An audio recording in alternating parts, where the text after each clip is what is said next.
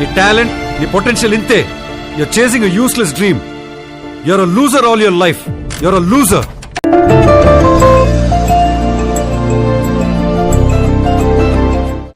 Hi my dear friends. అయితే మనకి ఎగ్జామ్లో స్టేట్మెంట్స్ ఉంటాయి కదండి. ఆ స్టేట్మెంట్స్ అనేవి వచ్చేటప్పటికి మనకి చాలా ఇబ్బంది పడతాయి.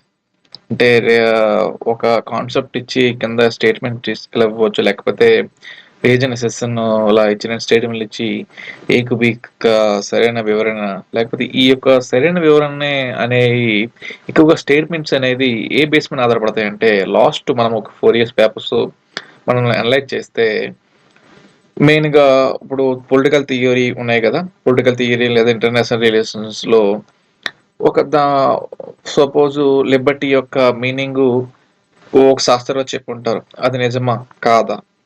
ఇలా మనకి ఈ యొక్క మెయిన్లీ మీనింగ్ ఒక వర్డ్ తీసుకుంటే దాని యొక్క మీనింగ్ అడగవచ్చు, లేకపోతే ఫెడ్రిక్ హయక్ అని ఆయన ఏం చెప్పారు లిబర్టీ కోసం, లేకపోతే ఆయన బుక్లో ఏం రాశారు, ఇలా మనకు అడగవచ్చు. సో అలాంటి ప్రశ్నలు అనేవి ఈ యొక్క క్లాస్లో మనం మాట్లాడుకుంటాం. మొదటి statement, state is a necessary evil. రాష్ట్రం అవసరమైన చెడు అని చెప్పినది ఎవరంటే థామస్ పైనే.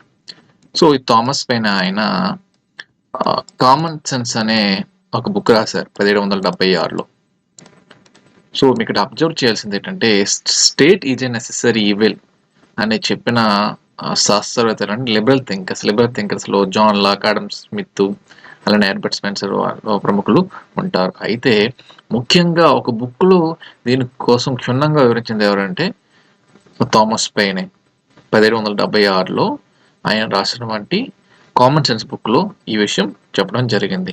సో రాష్ట్రం అవసరమైన చెడు ఆర్ కీడు అని ఎందుకు అంటారంటే, ఆయన భావనలో మనకి సొసైటీ అండ్ స్టేట్ అంటే గవర్నమెంట్ ఆయన ఈ బేస్ చేసుకొని చెప్పారు. సో సొసైటీ అనేది మన అవసరాలు కోరికలను తీర్చుకోవడం కోసము ఏర్పడినది, ఇది మంచిదని చెప్పారు. మరి గవర్నమెంట్ ఏంటి, సమాజం అంతా మనసురాలు మంచిగా కలిసిమెలిసి ఉన్నారు సమాజంలో. మరి కొంతమంది దురుద్దేశాలు ఉంటాయి కదా, ఆ దుర్గుణాలు అవన్నీతో ఉంటారు. అలాంటి వాళ్ళని శిక్షించడానికి ఏర్పడింది గవర్నమెంట్.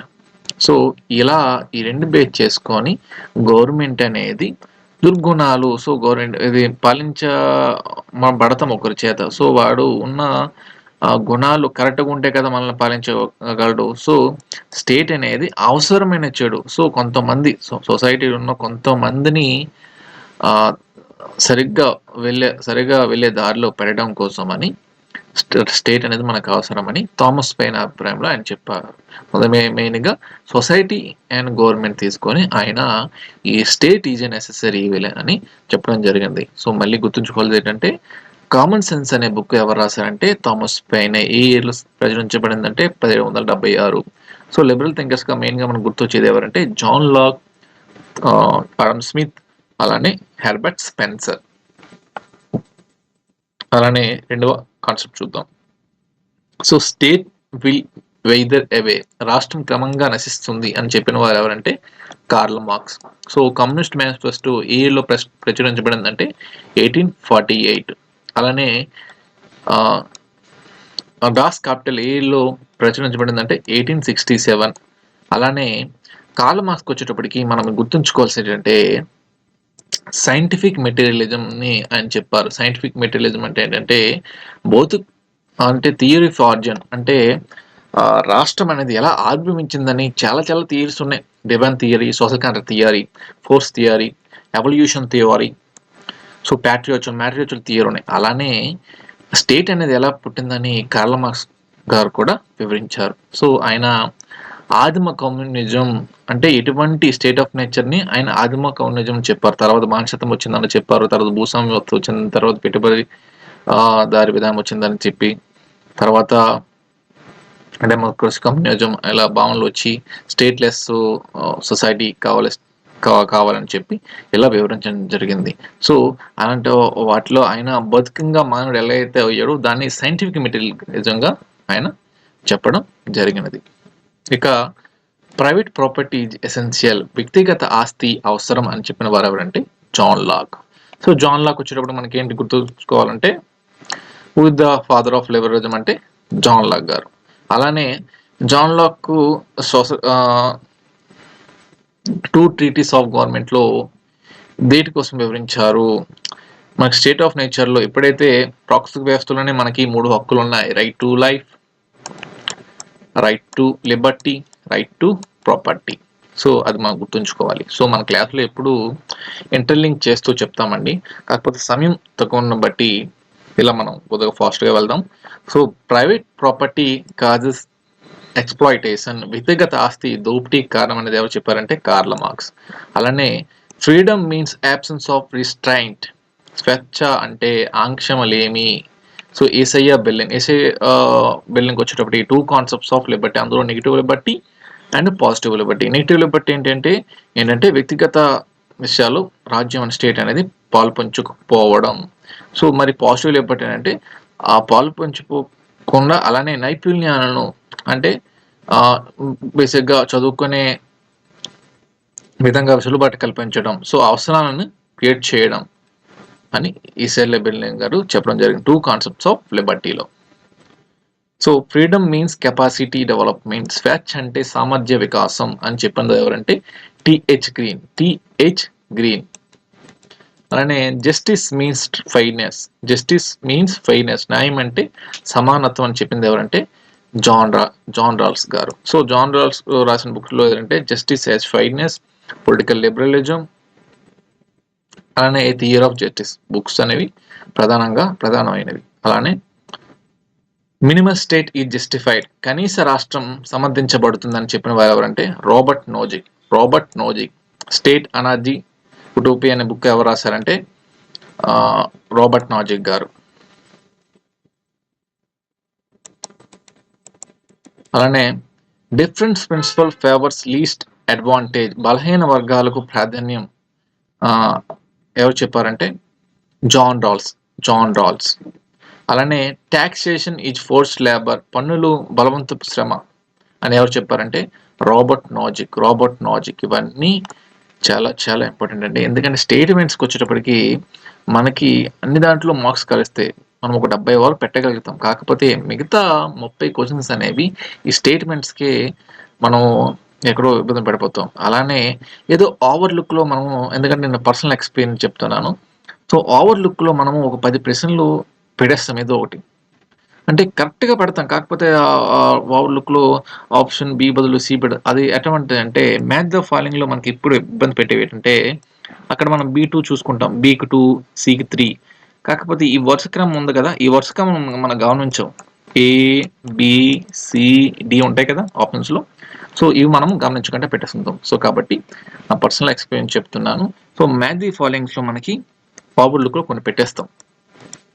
ఈక్వాలిటీ బిఫోర్ లా, చట్టం ముందు సమానత్వం అనేది ఏ ట్రెడిషన్ అంటే లిబరల్ ట్రెడిషన్లోకి వస్తుంది. అలానే చట్టం ముందు ఈక్వాలిటీ బిఫోర్ లా ఎక్కడి నుంచి తెచ్చుకున్నామంటే బ్రిటన్ నుంచి తెచ్చుకున్నాం. అలానే రెడ్యూసింగ్ ఇన్ఈక్వాలిటీస్, అసమానతను తగ్గించడం ఎవరు చెప్పారంటే John Rawls. And treat equally, సమానులను సమానంగా చూడాలని ఎవరు చెప్పారంటే అరిస్టాటిల్ గారు చెప్పారు. అలానే justice is harmony of soul, న్యాయం ఆత్మ సమతుల్యత అని ఎవరు చెప్పారంటే ప్లేటో. అలానే ఎవరు చేయవలసిన పని వాళ్ళు చేయాలని చెప్పింది ఎవరన్నా ప్లేటో. అలానే ప్లేటో యొక్క అసలు పేరంటే అరిస్టోకల్స్. అలానే ఫిలాసఫర్ కింగ్స్ అనేది ఎవరు ఇందులో వస్తారంటే ప్లేటో కాన్సెప్ట్లో. సో రాజ్యానికి ఫిలాసఫర్ కింగ్ ఉండాలి. సో ఇలాంటి సందర్భంలో ప్లేటో ప్రభుత్వ వర్గీకరణలో బెస్ట్ ప్రభుత్వాలని గుర్తించండి అని చెప్తారు మనకి. సో స్టార్టింగ్లో అరిస్టోక్రసీ ఉంటుంది, తర్వాత డెమోక్రసీ ఉంటుంది, తర్వాత ఆలిగర్చీ ఉంటుంది, తర్వాత డెమోక్రసీ ఉంటుంది, తర్వాత టైరనీ ఉంటుంది. సో ప్రధానంగా అరిస్టోక్రసీ, డెమోక్రసీ. సో అరిస్టోక్రసీలో ఏంటంటే బాగా సొసైటీలో బాగా చదువుకొని ఉన్నవాళ్ళు, జ్ఞానం ఉన్న వాళ్ళు పాలించబడాలి. So philosopher kings, so aristocracy యొక్క ఉత్తమ ప్రభుత్వం. అలానే man is a political animal అని చెప్పిన మనిషి రాజకీయ జీవి అని చెప్పిన వారు ఎవరంటే అరిస్టాటిల్. అలానే ఫిలోసోఫర్ కింగ్ ఈ షుడ్ బి రూల్. సో తత్వవేత్త పాలించే రాజు అవ్వాలి అని చెప్పిన వారు అంటే ప్లేటో. అలానే బెస్ట్ ప్రాక్టిసబుల్ స్టేట్, ఆచరణలో ఉత్తమ రాష్ట్రం అని చెప్పింది ఎవరంటే అరిస్టాటిల్. అలానే state of nature is war, సహజ స్థితి యుద్ధం చెప్పింది ఎవరంటే థామస్ హాబ్స్. థామస్ హాబ్స్ యొక్క సోషల్ కాంట్రాక్ట్ థియరీలో మనం ఏం చూసుకుంటే అబ్సల్యూట్ సవర్నిటీ చూసుకుంటాం. అలానే state of nature is peaceful, సహజ స్థితి శాంతియుతం అని చెప్పింది ఎవరంటే John Locke. So John Locke social contract థియరీలో. So general will is supreme, సామాన్య సంకల్పం పరమాధికారం అని చెప్పింది ఎవరంటే Jean Jacques Rousseau. History is class struggle, చరిత్ర వర్గ పోరాటం అని చెప్పింది ఎవరంటే కార్ల్ మార్క్స్. సో వర్గ పోరాటం వచ్చిందంటే అది కార్ల్ మార్క్స్ ఉంటుంది. ఇంకా డెప్త్కి వెళ్తే లెనిన్ వస్తారు. ఇక religion is opium of people, మతం ప్రజల మత్తు మందు అని చెప్పింది ఎవరంటే Karl marks. Very very important. Religion is opium of people, మతం ప్రజల మత్తు మందు అని చెప్పింది ఎవరంటే కార్ల్ మార్క్స్ గారు. ఇక డిక్టేటర్షిప్ ఆఫ్ పొలరిటేరియట్, సో కార్మిక నియంతృత్వం అని చెప్పింది ఎవరంటే కార్ల్ మార్క్స్. సో అలానే సర్ప్లస్ వాల్యూ అన్న కార్ల్ మార్క్స్. అలానే ధర్మ ఈజ్ సెంట్రల్ టు స్టేట్, ధర్మం కేంద్రం అని చెప్పింది ఎవరంటే కౌటిల్య అర్థశాస్త్రాన్ని మనం చూడవచ్చు. అందులో సప్తంగతి main important. So Sarvodaya concept చెప్పింది ఎవరంటే సమస్త అభ్యున్నతి, మహాత్మా గాంధీ గారు చెప్పారు. అలానే అన్హిలేషన్ ఆఫ్ క్యాస్ట్, జాతి నిర్మూలన బుక్ ఎవరి బుక్ అంటే డాక్టర్ బిఆర్ అంబేద్కర్ గారి బుక్. అలానే ఇంటిగ్రల్ హ్యూమనిజం, సమగ్ర మానవతావాదం చెప్పింది ఎవరంటే దీన్ దయాల్ ఉపాధ్యాయ. అలానే India is A union of states, Indian constitution చెప్తుంది article 1.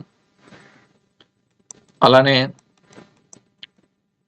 Parliamentary system exist, parliamentary వ్యవస్థకు ప్రధాన మొట్టమొదటి ఏంటంటే బ్రిటిష్. So England. సో ప్రపంచంలో ప్రాచీన పార్లమెంట్ ఎక్కడ ఉందంటే ఐస్లాండ్లో ఉంది. అలానే బేసిక్ స్ట్రక్చర్ డాక్ట్రిన్, మౌలిక నిర్మాణ సిద్ధాంతం కాన్స్టిట్యూషన్ యొక్క ఏ యొక్క కేసు తెలుపుతుందంటే కేశవానంద భారతి కేశ్. అలానే ఫండమెంటల్ డ్యూటీస్ 42వ రాజ్యాంగ సవరణ ద్వారా ఫండమెంటల్ డ్యూటీస్ అనేది 11 ఫండమెంటల్ డ్యూటీస్ మనము యాడ్ చేసుకున్నాం 4A. Right to education, so 86వ రాజ్యాంగ సవరణ ద్వారా 6 నుంచి 14 సంవత్సరాల పిల్లలకు ఉచిత విద్యను అందించాలి ప్రభుత్వం అనేది. అలానే దీన్ని అమలు పరచడానికి 2009లో రైట్ టు ఎడ్యుకేషన్ యాక్ట్ అనేది తెచ్చడం జరిగింది. అది 2010లో అమల్లోకి వచ్చింది. అలానే సైంటిఫిక్ మేనేజ్మెంట్, శాస్త్రీయ నిర్వహణ పద్ధతులు ఎవరు చెప్పారంటే ఫ్రెడరిక్ విన్స్లా టైలర్. అలానే పోస్ట్ కాప్ వచ్చేటప్పటికి పరిపాలన విధులు Luther Gulick. Planning, organizing, staffing, directing, coordinating, reporting, budgeting. So పరిపాలన విధులు చెప్పింది ఎవరంటే లూథర్ గెల్లిక్. అలానే బ్యూరోక్రసీ మోడల్ చెప్పింది ఎవరంటే మ్యాక్స్ వెబర్. అలానే స్ట్రక్చరల్ ఫంక్షనల్ అప్రోచ్ చెప్పింది ఎవరంటే గాబ్రియల్ ఆల్మాన్ గాబ్రియల్ ఆల్మాన్. అలానే పొలిటికల్ కల్చర్ చెప్పింది ఎవరంటే ఆల్మాన్ అండ్ వెల్బా. అలానే మోడర్నైజేషన్ థియరీ అని మనం ఎక్కడ చూడవచ్చు, ఏ ఒక థింగ్ చెప్పారంటే వెస్టర్న్ స్కాలర్స్ మనకి చెప్పారు. సో పాశ్చాత్య దేశాల పొలిటికల్ థింకర్స్. అలానే బ్యాలెన్స్ ఆఫ్ పవర్, శక్తి కింద వారిలో ఎవరు చెప్పారంటే రియలిస్టులు, వాస్తవికవాదులు. అలానే ఎండ్ ఆఫ్ హిస్టరీ, చరిత్ర ముగింపు అవుతుందని చెప్పింది ఎవరంటే ఫ్రాన్సిస్ ఫుకుయమా. అలానే క్లాస్ ఆఫ్ సివిలైజేషన్, నాగరికత ఘర్షణ చెప్పింది ఎవరంటే శామ్యూల్ హంటింగ్టన్. అలానే పవర్ ఎలైట్ చెప్పింది ఎవరంటే సి వైట్ మిల్స్. అదే ఎలైట్ థియరీ చెప్పింది ఎవరంటే విల్ఫ్రెడో పారాటో. అలానే హెగోమినీ, ఆధిపత్యం అనేది వస్తే మీకు ముందు క్లాస్లో చెప్పాను. యాంటోనియో గ్రామ్సీ, కల్చరల్ హెగోమినీ కాన్సెప్ట్ ఎవరు చెప్పారంటే యాంటోనియో గ్రామ్సీ. అలానే ఇంక్రిమెంటల్ మోడల్ చెప్పింది ఎవరంటే చార్లెస్ లిన్బ్లామ్. అలానే రేషనల్ మోడల్ చెప్పింది ఎవరంటే హెర్బర్ట్ సైమన్. అంటే satisfactory decisions, Herbert Simon decision making theory చెప్పుకున్నాం కదా, అందులోకి వస్తుంది అది. అలానే గుడ్ గవర్నెన్స్ మంచి పాలన అనేది ఎక్కడి నుంచి తెచ్చుకున్నామంటే వరల్డ్ బ్యాంక్ నుంచి తెచ్చుకున్నాం. సో మంచి గుడ్ గవర్నెన్స్ అనేది యూఎన్ యొక్క కాన్సెప్ట్. సో గవర్నెన్స్ అనేది వరల్డ్ బ్యాంక్, అది గుడ్ గవర్నెన్స్ అనే మంచి పాలన అనేది యూనియన్ యొక్క కాన్సెప్ట్, యునైటెడ్ నేషన్స్ యొక్క కాన్సెప్ట్. ఇక సివిల్ సొసైటీ స్ట్రెంగ్థెన్స్ డెమోక్రసీ, పౌర సమాజం డెమోక్రసీ అనే ఒక పదంకి వచ్చేటప్పటికి అలెక్సిస్ డి టొక్వెల్లీ తో మనకి ముడిపడి ఉంటుంది, అమెరికా సైంటిస్ట్ అయిన. Liberty without equality leads to inequality, స్వేచ్ఛ సమానత్వం చెప్పింది ఎవరంటే అడోల్ Laski. Liberty without equality leads to inequality చెప్పింది ఎవరంటే హరోల్డ్ లాస్కీ. అలానే equality without liberty leads to coercion చెప్పింది ఎవరంటే ఎఫ్ఏ హయక్. అలానే state is an instrument of class domination, రాష్ట్రం వర్గ సాధనం అని చెప్పింది ఎవరంటే కార్ల్ మార్క్స్. అలానే liberty is a product of social conditions, liberty is a product of social conditions, స్వేచ్ఛ సామాజిక పరిస్థితుల ఫలితం అని చెప్పింది ఎవరంటే హరోల్డ్ లాస్కీ. సో ఇవి వరుసగా ఉన్నాయి కదా. సివిల్ సొసైటీ స్ట్రెంగ్థెన్స్ డెమోక్రసీ ఎవరు చెప్పారంటే అలెక్సిస్ డి టొక్వెల్లీ. అలానే liberty without equality leads to inequality Harold Laski చెప్పారు. అలానే equality without liberty leads to coercion F A Hayek చెప్పారు. అలానే state is an instrument of class domination, రాష్ట్రం వర్గ సాధనం అని చెప్పింది ఎవరంటే కార్ల్ మార్క్స్. ఇవి ఎందుకు మళ్ళీ చెప్పానంటే గత 3 సెటల్లో ఈ యొక్క మీనింగ్స్ అనేది మనకి చెప్పడం జరిగినది. ఇక law is the command of sovereign, చట్టం సార్వభౌముని ఆజ్ఞ అని చెప్పింది ఎవరంటే జాన్ ఆస్టిన్. సో మనకి మనకి సావర్నిటీలో మనకి మెయిన్గా జీన్ బోడిన్, అలానే జాన్ ఆస్టిన్, అలానే హెచ్జే లాస్కీ, వీళ్ళు ముగ్గురు మనకి ఈ థింకర్స్ సావర్నిటీకి డీప్గా వివరించడం జరిగినది. ఇక sovereignty is absolute and indivisible. So సార్వభౌమత్వం సంపూర్ణం అని చెప్పింది ఎవరంటే జీన్ బోడిన్. అలానే sovereignty lies with the people, సార్వభౌమత్వం ప్రజల్లో ఉంది అని చెప్పింది ఎవరంటే Jean Jacques Rousseau. Popular sovereignty వస్తారు, పాపులర్ ప్రజా సార్వభౌమాధికారం అనేది కింద వాటిలో ఈ యొక్క సైంటిస్ట్ తో ముడిపడి ఉందని అంటే జీన్ జాక్వస్ రూసో. అలానే rights are natural and inalienable, హక్కులు సహజమైనవి అని చెప్పిన ఎవరంటే John Locke. So theory of natural rights ని చెప్పారు జాన్ లాక్ గారు. అందులో right to life, right to liberty and right to property.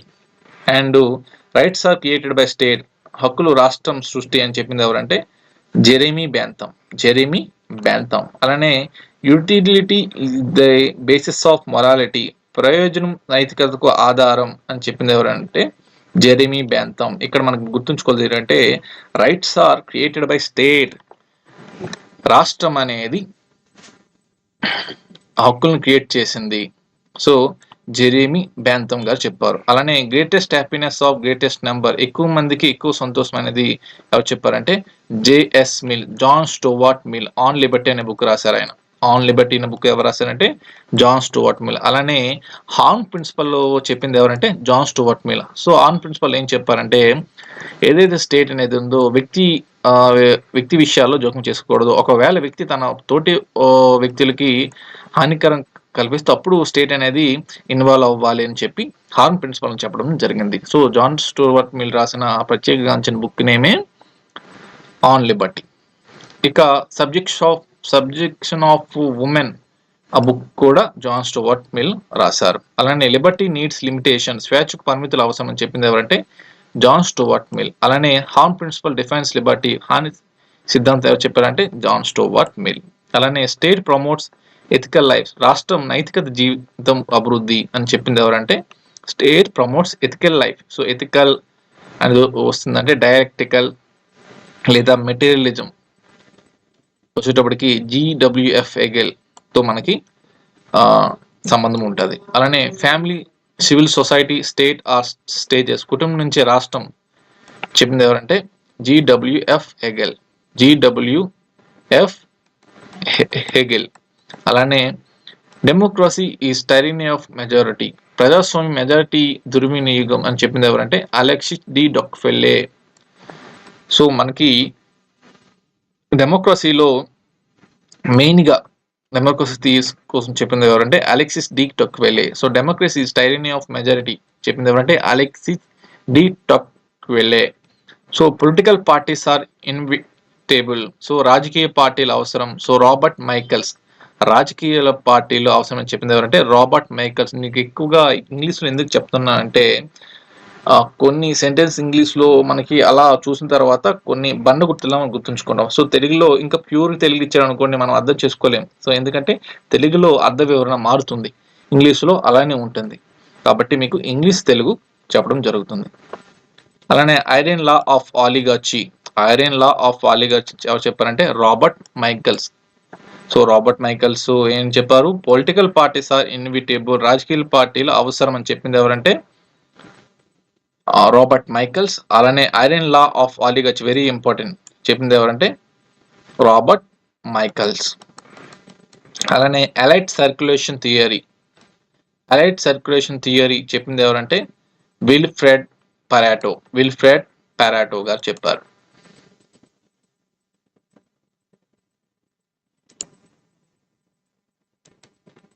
Society is divide into elite and masses. సమాజం ఎలైట్ జన సమూహం అని చెప్పింది ఎవరంటే గెటెనో మోస్కా. సో గెటెనో మోస్కా రాసిన బుక్ నేమ్ ఏంటంటే ది రూలింగ్ క్లాస్. ఆయన ది రూలింగ్ క్లాస్ అనే బుక్ రాశారు. So society is divide into elite and masses. సమాజం ఎలైట్ మరియు జన సమూహం అని చెప్పిన వారు ఎవరంటే గెటెనో మోస్కా. అలానే పవర్ ఈజ్ రిలేషనల్. శక్తి సంబంధితది అని చెప్పింది ఎవరంటే Robert Dhal. Robert Dhal pluralism చెప్పింది అనే కాన్సెప్ట్ వచ్చేటప్పుడు కూడా రాబర్ట్ ధాల్ ఉంటారు, అక్కడ మనకు కనబడతారు.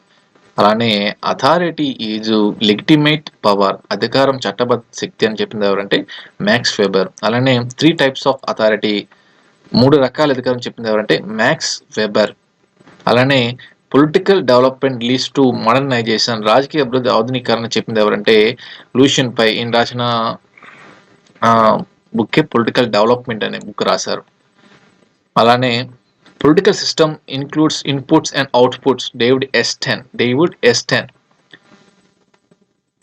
So input and output method అంటే ఏ ఉండదండి రాజకీయ వ్యవస్థలో. పొలిటికల్ గవర్నమెంట్ గెలిచిన పార్టీలు ఏం చేస్తాయి? సో ప్రజల నుంచి ఏవైతే పాలసీలు కావాలో వాటిని స్వీకరిస్తాయి. సో అవి మళ్ళీ అదొక చట్టాలుగా చేసి మళ్ళీ ప్రజల యొక్క ఫీడ్బ్యాక్ తీసుకుంటాయి. దాన్ని ఇన్పుట్ అవుట్పుట్ మెథడ్స్ అని చెప్పుకుంటాం. డేవిడ్ ఎస్టెన్. అలానే feedback is essential for system చెప్పారంటే డేవిడ్ ఎస్టెన్. అలానే ఆల్మోండ్ క్లాసిఫైడ్ పొలిటికల్ సిస్టమ్. సో రాజకీయ వ్యవస్థల వర్గీకరణ ఎవరు చెప్పారంటే గ్యాబ్రియల్ ఆల్మోండ్. అలానే secularism means neutrality of state. లౌకిక తత్వం అంటే తటస్థత అనే ఏ చెప్తుందంటే ఇండియన్ చెప్తుంది. సో మన భారత రాజ్యాంగం ప్రకారము religion is the opposite of government. మన దేశంలో ఏదైతే మతం ఉందో ప్రభుత్వానికి వ్యతిరేకంగా, అంటే భారతదేశంలో ఎటువంటి ఏ మతానికి కూడా ప్రత్యేకంగా ట్రీట్మెంట్ ఉండదు. అన్ని మతాలకి గౌరవిస్తుంది. అలానే గవర్నమెంట్ విషయంలో సో ఏ ఒక్క మతాన్ని కూడా ఫాలో అవ్వదు. అన్ని మతాలని మా ఇండియన్ కాన్స్టిట్యూషన్ అనేది మనం అలా పెట్టుకున్నాం. కాకపోతే ఇటీవల కాలంలో ఇండియాలో ఆ సెక్యులరిజం అనే ఒక పదానికి అర్థం లేకుండా పోతుంది. సో అందుకంటే వీఆర్ ద లెక్చరర్స్. ఫ్యాక్ట్ చెప్పాలి స్టూడెంట్. నేనైతే మా స్టూడెంట్ నేను ఫ్యాక్టే చెప్తాను. సో ఆ లౌకిక తత్వం అనేది ఇప్పటికీ ఎవరికి మళ్ళీ ప్రమాణం చేసేటప్పుడు కూడా అలా చెప్తారు, ఈ ఆత్ చెప్తారు. కాకపోతే ఈ సెక్యులరిజం అనే ఒక భావన ప్రజల్లోకి వెళ్ళట్లేదు.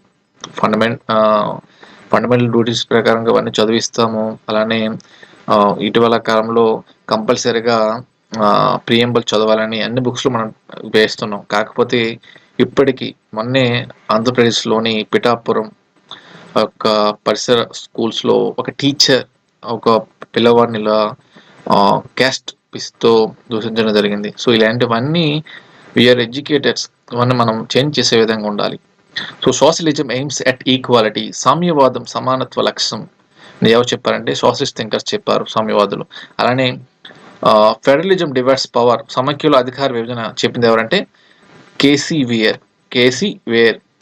అలానే యూనిటరీ సిస్టమ్ సెంట్రలైజెస్ పవర్, ఏకైక వ్యవస్థలో కేంద్రీకరణ, అది ఏంటంటే ట్రెడిషనల్ థియరీ, ప్రాచీన సంబంధించిన థియరీ.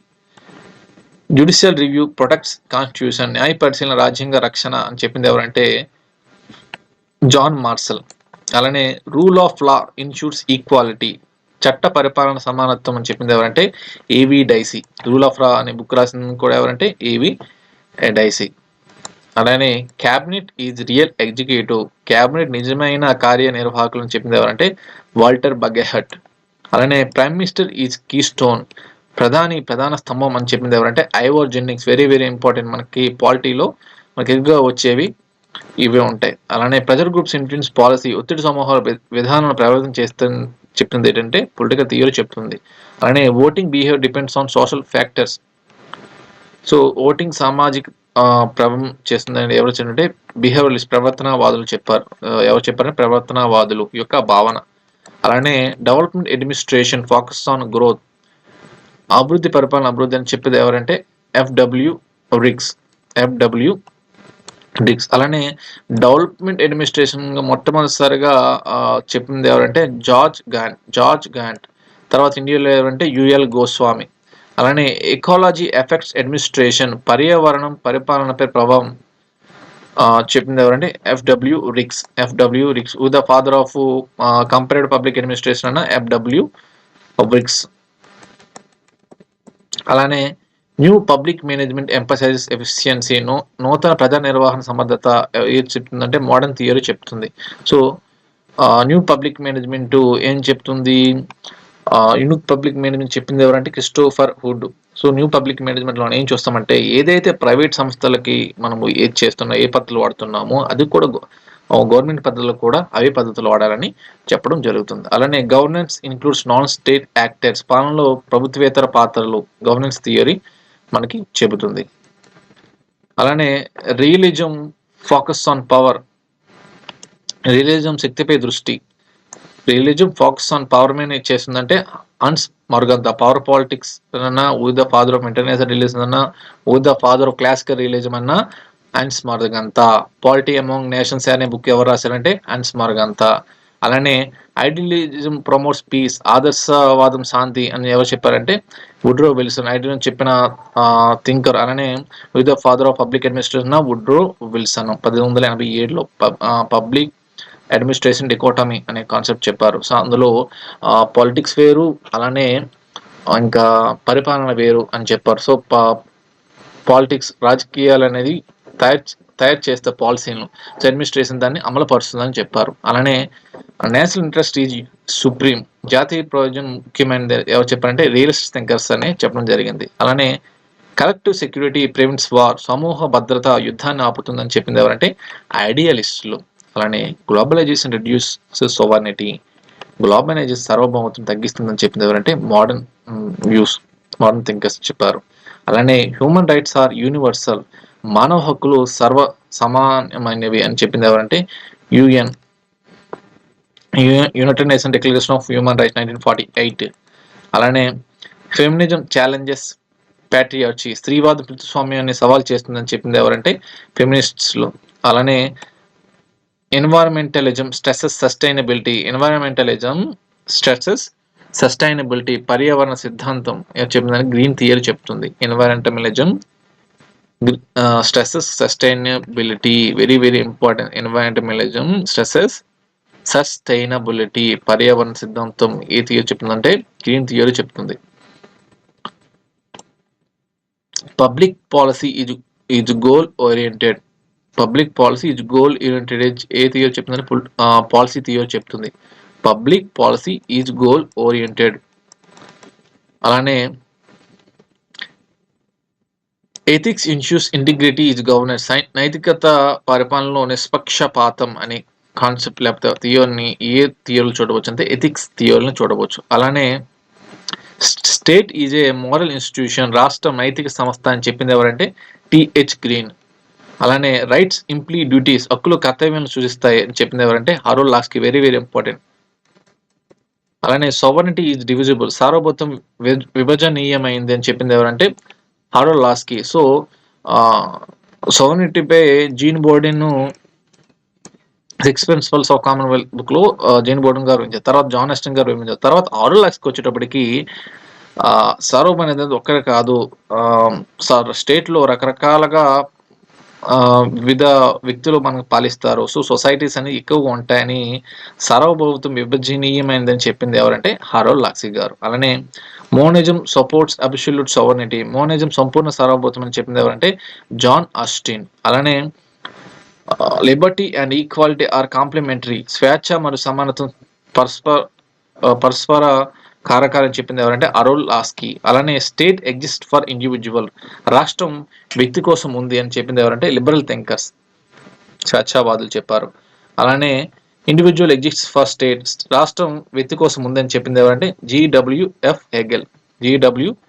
హెగెల్. అలానే rights are conditions of good life, హక్కులు మంచి జీవితానికి అవసరం అని చెప్పింది ఎవరంటే టిహెచ్ గ్రీన్. అలానే natural rights are pre political, సహజ హక్కులు రాష్ట్రానికి ముందు. సో సహజ హక్కులు థియరీ ఆఫ్ నేచురల్ రైట్స్ లో జాన్ లాక్ గారు చెప్పడం జరిగింది. అలానే సోవర్నిటీ జనరల్ వీల్, సార్వభౌమ సామాన్య సంకల్పం చెప్పింది ఎవరంటే Jean Jacques Rousseau social contract థియరీలో. అలానే బేస్ డెటర్మైన్స్ సూపర్ స్ట్రక్చర్, ఆర్థిక ఆధారం సమాజాన్ని నిర్ణయిస్తుందని చెప్పింది ఎవరంటే కార్ల్ మార్క్స్ గారు. అలానే సర్ప్లస్ వాల్యూ ఇజ్ ఎక్స్ప్లాయిటేషన్, అదనపు విలువ దోపిడీ అంటే ఏదైతే పెట్టుబడిదారీ విధానంలో ఒక 12 గంటల వర్క్ చేయించుకొని 6 గంటలకి తగిన వేతనం ఇవ్వడాన్ని ఒక సర్ప్లస్ వాల్యూ లో కార్ల్ మార్క్స్ గారు చెప్పడం జరిగింది. మళ్ళీ రివిజన్గా చెప్తున్నాను. కమ్యూనిస్ట్ మేనిఫెస్టో 1848, అలానే డాస్ క్యాపిటల్ వచ్చేసి 1867. అలానే కార్ల్ మార్క్స్ లో యొక్క థియరీ ఆఫ్ ఆర్గన్ స్టేట్ లో సైంటిఫిక్ మెటీరియలిజం అనేది మనము చూడవచ్చును.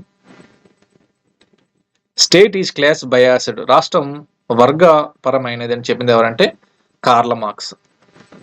అలానే డెమోక్రసీ ఇన్షూర్స్ పార్టిసిపేషన్, ప్రజాస్వామ్యం భాగస్వామ్యం అని చెప్పింది ఎవరంటే డెమోక్రటిక్ థియరీలో మనం చూడవచ్చు.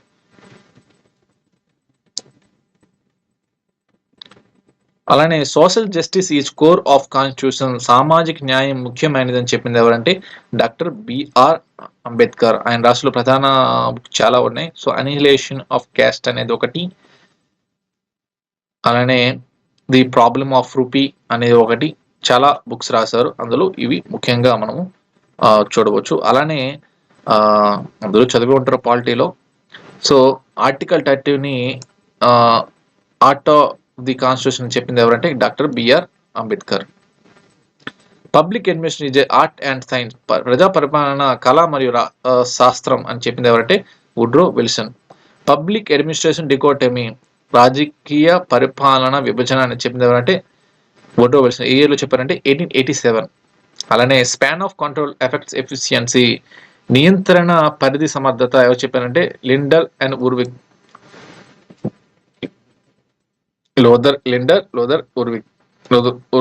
లిండల్ ఉర్విక్. అలానే యూనిటీ ఆఫ్ కమాండ్ ప్రిన్సిపల్, ఒకే ఆజ్ఞ సిద్ధాంతం చెప్పింది ఎవరంటే Henri ఫయల్.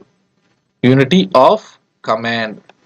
So span of control కి యూనిటీ ఆఫ్ కమాండ్ ఏంటంటే స్పాన్ ఆఫ్ కంట్రోల్ ఏంటంటే ఒక వ్యక్తి ఎంతమందిని ఆజ్ఞ చేయగలరు. ఇక యూనిటీ ఆఫ్ కమాండ్ అంటే ఒక వ్యక్తికి ఒకటే అధికారికి జవాబుదారిగా ఉండదని యూనిటీ ఆఫ్ కమాండ్ ప్రిన్సిపల్ చెప్పుకుంటాం. సో హెన్రీ ఫయల్ 14 మేనేజ్మెంట్ ప్రిన్సిపల్స్ కోసం చెప్పడం జరిగింది. అలానే మోటివేషన్ ఇంప్రూవ్స్ పర్ఫార్మెన్స్, ప్రేరణ పనితీరును మెరుగుపరుస్తుందని చెప్పింది ఎవరంటే ఎల్టన్ మాయో. ఈయన రాసిన బుక్ పేరే హ్యూమన్ రిలేషన్స్ థియరీ. అలానే ఇన్ఫార్మల్ ఆర్గనైజేషన్ ఎగ్జిస్ట్స్, అనధికార సంస్థ ఉంది అని చెప్పింది ఎవరంటే చెస్టర్ బెన్నట్. అలానే పొలిటికల్ కల్చర్ సేప్స్ సిస్టమ్, రాజకీయ సంస్కృతి వ్యవస్థను ప్రభావితం చేస్తుందని చెప్పింది ఎవరంటే గ్యాబ్రియల్ ఆల్మాండ్. అలానే సివిక్ కల్చర్ సపోర్ట్ డెమోక్రసీ, పౌర సంస్కృతి ప్రజాస్వామ్యకు మద్దతు అని చెప్పింది ఎవరంటే Almond and వెర్బా.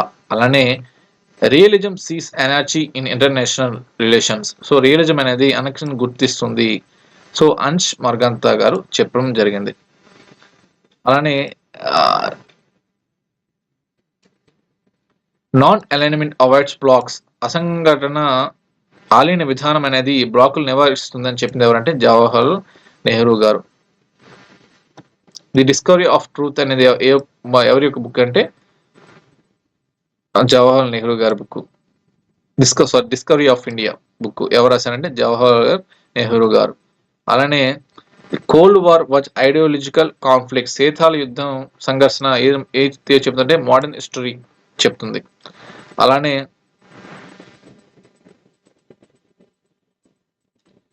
Pluralism opposes absolute sovereignty, pluralism సంపూర్ణ సార్వభౌమత్వాన్ని వ్యతిరేకిస్తుంది అని చెప్పింది ఎవరంటే హరోల్డ్ లాస్కీ. అలానే state is association of associations, so రాష్ట్రం సంఘాల సమూహం అని చెప్పింది ఎవరంటే Harold Laski. Very very important. Pluralism opposes absolute sovereignty, pluralism సంపూర్ణ సార్వభౌమత్వాన్ని వ్యతిరేకిస్తుందని చెప్పింది ఎవరంటే Harold Laski. State is association of association అని చెప్పింది ఎవరంటే హరోల్డ్ లాస్కీ. అలానే లా ఈ సోషల్ ఇంజనీరింగ్, చట్టం సామాజిక ఇంజనీరింగ్ అని చెప్పింది ఎవరంటే రోస్కోపౌండ్ వెరీ వెరీ ఇంపార్టెంట్. లా ఈ social engineering. So Liberty is not absolute, స్వేచ్ఛ సంపూర్ణం కాదు అని చెప్పింది ఎవరంటే జాన్ స్టూవర్ట్ మిల్. అలానే పాజిటివ్ లిబర్టీ ప్రమోట్స్ వెల్ఫేర్, సానుకూల స్వేచ్ఛ సంక్షేమం ప్రమోట్ చేస్తుందని చెప్పింది ఎవరంటే టిహెచ్ గ్రీన్. అలానే Marxism demands economic equality, Marxism ఆర్థిక సమానత్వం చెప్తుందని ఎవరు చెప్పారంటే కార్ల్ మార్క్స్. అలానే జస్టిస్ ఇన్క్లూడ్స్ రీడిస్ట్రిబ్యూషన్, న్యాయం పునర్విభజన అని చెప్పింది ఎవరంటే జాన్ రాల్స్. అలానే ఎన్లైన్మెంట్ థియరీ రిజెక్ట్స్ రీడిస్ట్రిబ్యూషన్, హక్కుల సిద్ధాంతం పునర్విభజనకు వ్యతిరేకం అని చెప్పింది ఎవరంటే రాబర్ట్ నోజిక్. అలానే ideal state is based on reason, ఆదర్శ రాష్ట్రం తర్కంపై ఆధారితం, సో ప్లేటో గారు చెప్పారు. అలానే state AIIMS at good life, రాష్ట్రం మంచి జీవిత లక్ష్యం, అరిస్టాటిల్ చెప్పారు. లేవియాథన్ ఇన్స్టిట్యూట్స్ ఆర్డర్, లేవియాథన్ శాంతి భద్రత, సో థామస్ రాబ్స్ రాసిన మెయిన్ బుక్ పేరే లేవియాథన్ శ్వాసకాంత థియరీ చెప్పారు అందులో. అలానే గవర్నమెంట్ ప్రొటెక్ట్స్ నేచురల్ రైట్స్, ప్రభుత్వం సహజ హక్కును రక్షిస్తుంది, జాన్ లాక్ గారు చెప్పారు. అలానే జనరల్ విల్ కెనాట్ ఎర్రర్, సామాన్య సంకల్పం తప్పదు అని చెప్పింది ఎవరంటే జీన్ జాక్వస్ రూసో గారు. సివిల్ సొసైటీ ప్రిసీడ్స్ స్టేట్, పౌర సమాజం ముందుంది చెప్పింది ఎవరంటే జాన్ లాక్. అలానే క్యాపిటలిజం లీడ్స్ టు క్రైసిస్ చెప్పింది ఎవరంటే కార్ల్ మార్క్స్. అలానే రెవల్యూషన్ ఈజ్ ఇన్వెటబుల్, విప్లవం అనివార్యం అని చెప్పింది ఎవరంటే కార్ల్ మార్క్స్. అలానే federalism promotes unity in diversity, federalism promotes unity in diversity, వినతులో ఏకత్వం చేస్తుంది సమైక్య విధానం, సో కేసీ వియర్. అలానే separation of powers prevents tyranny, అధికార విభజన నియంతృత్వాన్ని అడ్డుకుంటుంది, సో మాంటెస్క్యూ అని చెప్పారు స్పిరిట్ ఆఫ్ లాస్ లో. సో సెపరేషన్ పవర్స్ ఏంటంటే శాసనశాఖ, కార్యనిర్వాహక శాఖ, న్యాయశాఖ మధ్య అధికార విభజనను చెప్పిన శాస్త్రవేత్త ఎవరంటే మాంటెస్క్యూ. అలానే checks and balance maintains equilibrium, నియంత్రణను సమతుల్యత అని చెప్పింది ఎవరంటే కాన్స్టిట్యూషన్ థియరీ చెప్తుంది. అలానే rule of law denies arbitrariness, rule of law denies arbitrariness, చట్ట పరిపాలన యాదృచ్ఛికతను నిరాకరిస్తుందని చెప్పింది ఎవరంటే ఏబి డైసీ గారు చెప్పారు.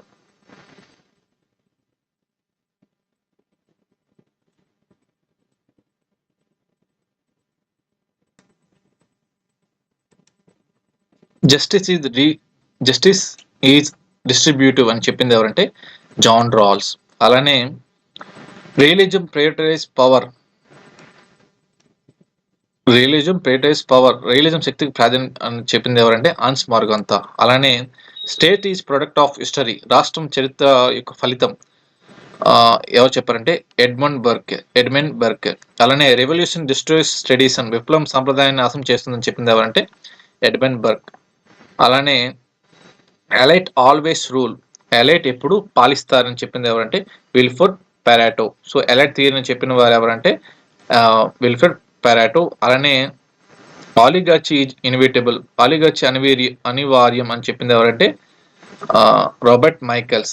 అలానే power is diffused in society అని చెప్పింది ఎవరంటే, శక్తి విస్తరించబడని చెప్పింది ఎవరంటే రాబర్ట్ థాల్. అలానే అథారిటీ నీడ్స్ లెగిటిమసీ అని చెప్పింది ఎవరంటే మ్యాక్స్ వెబర్. అలానే చారిస్మాటిక్ అథారిటీ ఇస్ అన్స్టేబుల్ అని చెప్పింది ఎవరంటే మ్యాక్స్ వెబర్. అలానే political development is an event అని చెప్పింది ఎవరంటే శామ్యూల్ పి హంటింగ్టన్. అలానే ఇన్స్టిట్యూషనలైజేషన్ ఇన్ష్యూర్ స్టెబిలిటీ, సంస్థీకరణ స్థిరత్వం చెప్పింది ఎవరంటే శామ్యూల్ పి హంటింగ్టన్. అలానే political culture varies across societies చెప్పింది ఎవరంటే గ్యాబ్రియల్ ఆల్మాండ్. అలానే civic culture is mixture culture అని చెప్పింది ఎవరంటే Almond and Verba. And bureaucracy ensures continuity అని చెప్పింది ఎవరంటే మ్యాక్స్ వెబర్. సో బ్యూరోక్రసీ అనేది వస్తుందంటే కంపల్సరీగా అది మ్యాక్స్ వెబర్ చెందింది. అలానే realism seems security dilemma, realism భద్రతా సమస్య అని చెప్పింది ఎవరంటే Ann's మార్గంతా.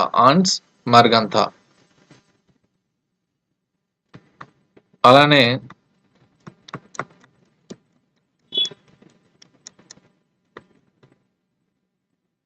Political development is link to institutionalisation అని చెప్పింది ఎవరంటే, రాజకీయ అభివృద్ధి సంస్థకు సంబంధం అని చెప్పింది ఎవరంటే శామ్యూల్ పి హంటింగ్టన్.